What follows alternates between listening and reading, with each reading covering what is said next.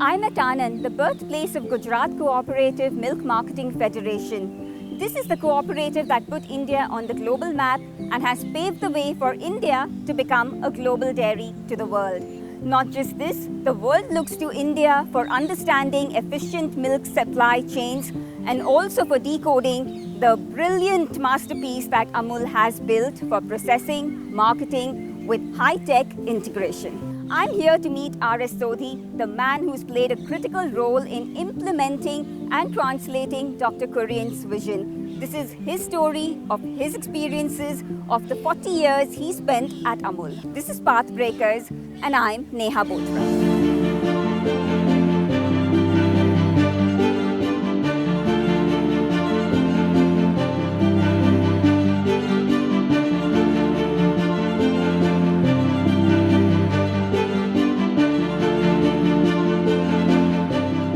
Dr. Sodhi, it's so good to have you on Pathbreakers. Thank you, Neha ji. Thank you for inviting me on for this. 40 years in Amul.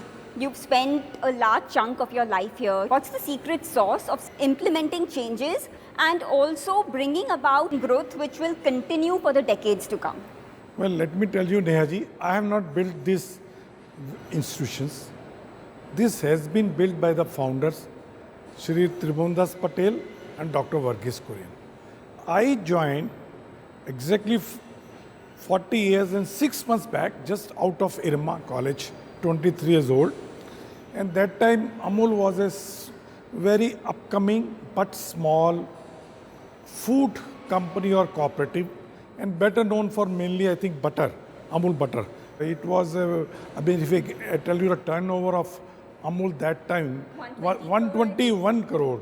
And last year it was 61,000 crore. We were procuring just 1.2 million liters of milk, and last year we procured 28 million liters of milk per day. So I had never thought that I'll be continue to work in this organization for my rest of my life, 40 years. And then end of my this career, I see this organization, India's biggest food or FMCG brand. Indeed, when it comes to Dr. Kurien's vision, I think you really understood it and you did not really deviate from what he wanted. Producers still get the highest price, consumers still pay the lowest price, and that really was the cornerstone of Dr. Kurien's vision. You're right. So you stick to the script and still you've managed to garner, I think, the bulk of the market, over 60%, if I'm not wrong. But actually, these are the business objectives or business goals, what you mentioned. Value for many, providing stable and remunerative price to millions of the farmer so that they are encouraged to invest more, produce more. And the other side, providing billions of your loyal consumer a product made out of natural ingredient, which is milk, using the best processing technology, so to intact the taste, best packaging and best branding, but providing you that tasty product at affordable price.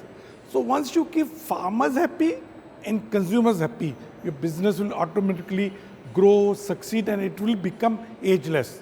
And that can be applied to any business, not only to milk.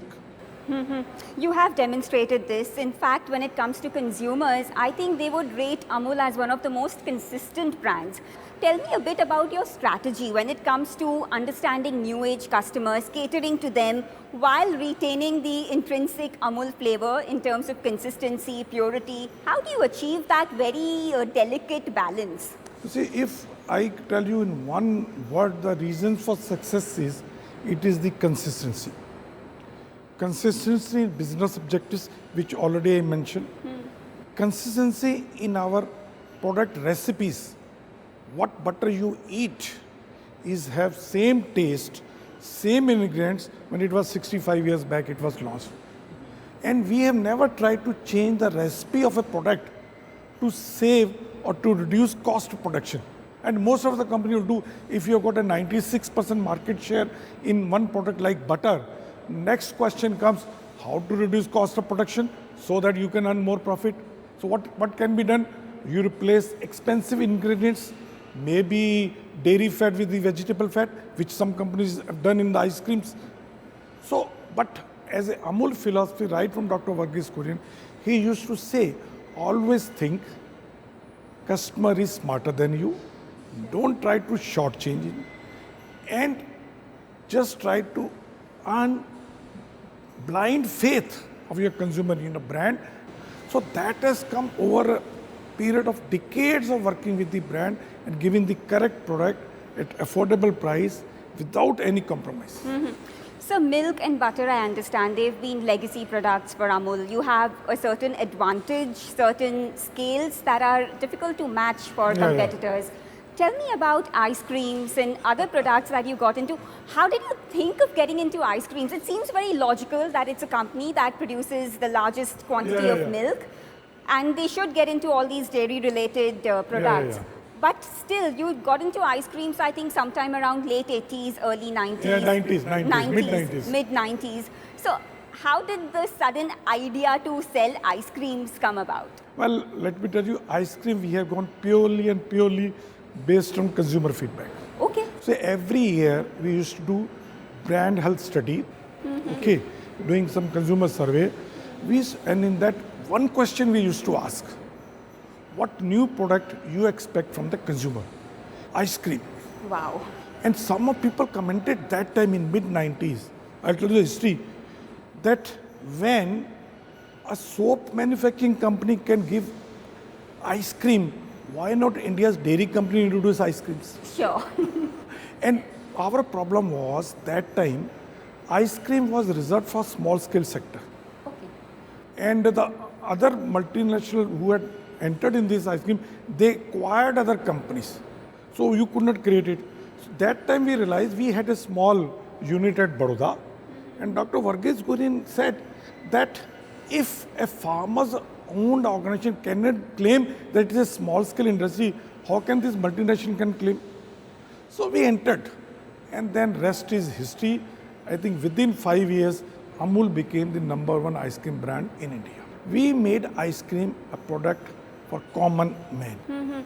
Indeed, I think Dr. Kurien had this vision in terms of taking on MNCs in their own areas of expertise. Take for instance condensed milk.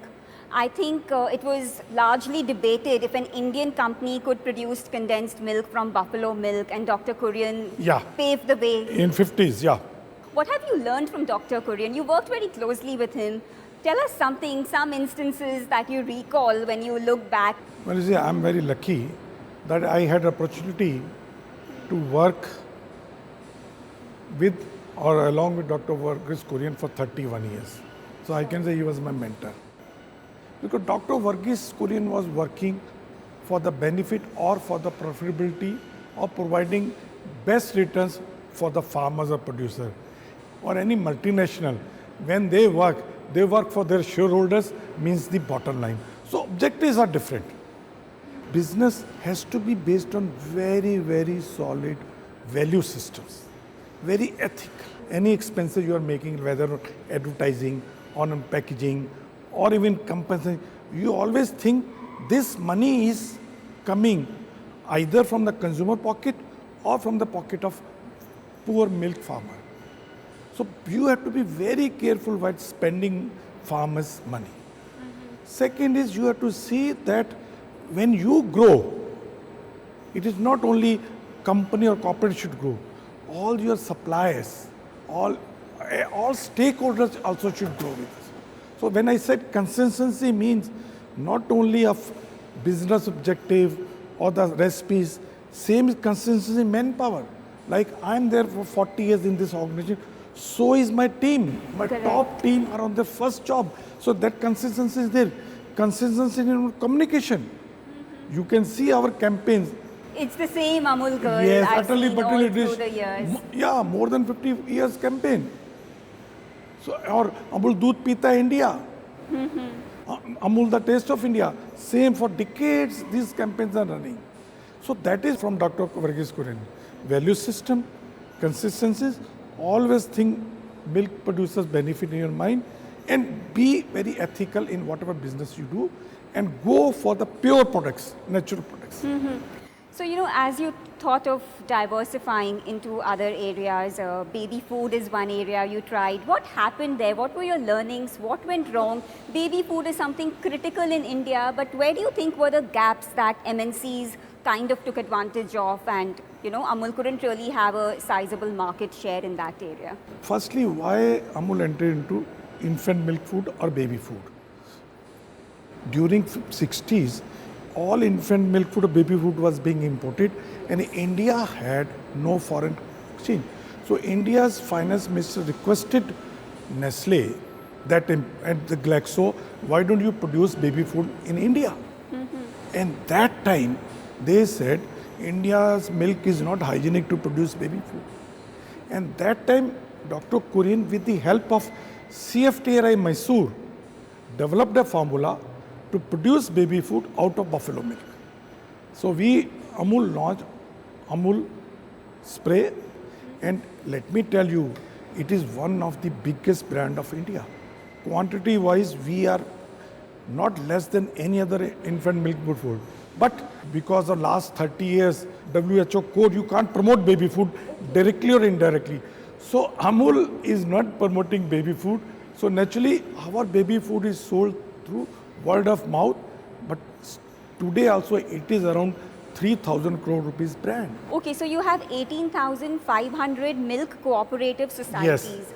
And over 3 million farmers. So when you look at these numbers, one would naturally imagine you to have a very large network of farmers, something you can leverage on when it comes to distribution, Yeah. and basically use to your advantage even to enter other segments. Yeah, definitely. Is that something on the plan? Would you want to use this and further the model of Amul in other areas like vegetables, fruits, grains, cereals? One thing is there, our main area is going to be milk. Okay.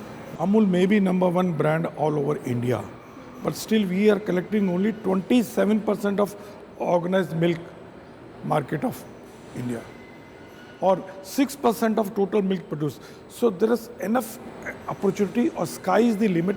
But same farmer is also producing potato, same farmer also wants to producing wheat. Exactly. So what we are trying to do is, why not provide the same benefit what in milk to the potato growers? So we have put up a very modern, big potato processing unit in the North Gujarat at Banaskantha. We are producing various type of frozen potato products. Yes. Then we have also got honey, and now Amul is more focusing on providing organic products. Because our Honorable Prime Minister also said that we are importing lakhs of crore rupees chemical fertilizer in India. So we have to shift people from chemical-based cultivation to the organic food. So now Amul has planned to market organic products by directly sourcing from the farmer. So for that, planning is going on, and gradually we'll implement it. Okay. So milk will be a focus area. Could you give me a sense of what revenue contribution will be non-milk, as in you spoke about organic staples, etc., just to get a sense of how you want to grow these segments? Initially, our target is 10% of our turnover should come from the new non-dairy products category. Okay. That's interesting. Yeah. What do you think about quick commerce? I should tell you one thing. When I walked into Anand, I saw an array, a variety of products that I've not seen online. Do you want to be more aggressive when it comes to quick commerce, when it comes to e-commerce sales, considering that many of the younger audiences depend on that channel for buying groceries? So are you trying to differentiate your strategy on that front? It's true that new formats of distribution, whether modern trade or e-commerce, are growing. So there's no doubt. I mean, today, before COVID, our modern trade used to be 12 to 13%, and 3% used to be only e-commerce. And today I can say both are equal 7-8%, 7-8%. So out of the total 100% business, 14-15% is this new thing. But let me tell you, like Amul is for the small farmers, Amul is equally concerned about the livelihood of small traders. Okay. So we The general trade general channel. trade. So we are loyal to general trade also, but we are also open to the modern trade and e-commerce, because we know there are certain product, niche product, like dark chocolate, protein lassi, which are a niche and specially targeted to youth or young generation. So their e-commerce is good. But we are treating all formats equal, not giving advantage to anybody. Because ultimately, we want everybody should survive. Absolutely. So one thing I find very interesting about Amul is the logistics chain that you have built. Yeah. And the economies of scale that you benefit from. It's clearly your moat when it comes to competitors. Tell me how you went about building this moat.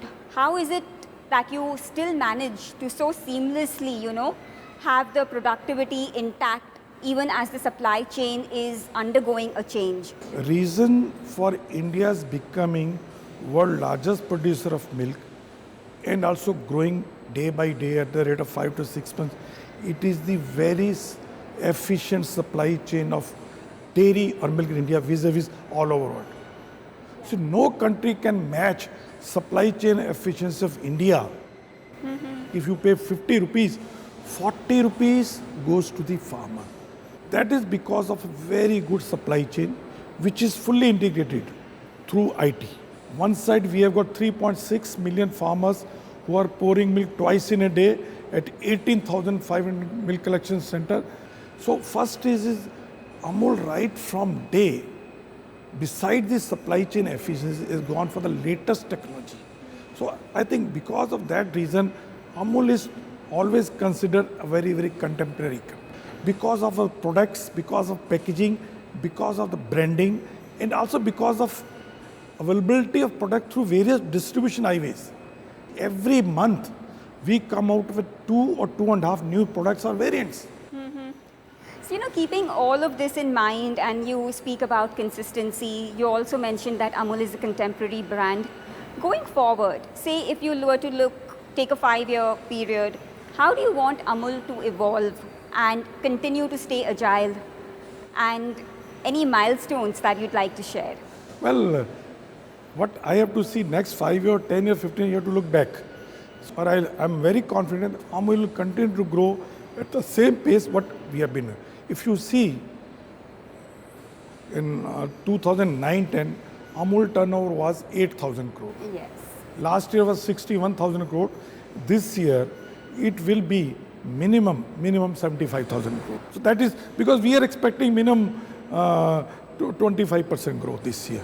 Some volume growth and some price growth. Next 5 years, I think our target is we should cross 1.5 lakh crores turnover. And we'll be the first 3 dairy brands or dairy company in the world. Wow. Today we are 7th or 8th. So that is our target. And to achieve that, nothing. We have to adopt 3 E strategy. Expansion, expansion, expansion. Expansion in milk procurement within Gujarat, outside Gujarat. Expansion in our processing capacities. So every year investing around 1,000 crore rupees in new processing capacity. And expansion in our distribution reach, opening more warehousing hub, branches, distributor. I mean, today what we are targeting, any place, any town with 5,000 population will have Amul distributor point for dairy products, for ice cream, and for fresh products. Sure, sir. So you have an ambitious plan. You do look into the future and you want to be a world leader. And also the numbers you spoke about, the kind of growth you expect in the coming years. Very honestly, do you think it will be difficult to retain a cooperative structure with so much value being created? It's good for the stakeholders, I'm not denying that. But do you think that with times changing, with probably the new generation farmers could come with different aspirations, do you think that with the increase in value and the changing times, perhaps retaining the cooperative structure could be a challenge? What do you feel about this, sir? I think today everybody has realized that if India has to grow, Bharat has to develop. And if Bharat means small farmers, small entrepreneur, small worker, small traders. And the best way for their growth is a cooperative. That is what I think Government of India has lately recognized, this importance of India growth through cooperative. That is why first time after the independence of India, cooperative ministry has been formed.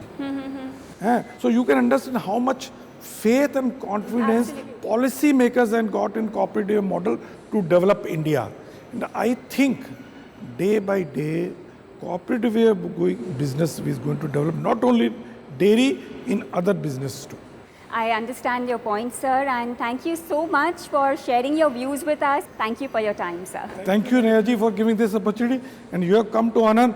Why don't you see our the most modern chocolate plant in India? Oh, I'd love to. Please, please proceed. Yeah.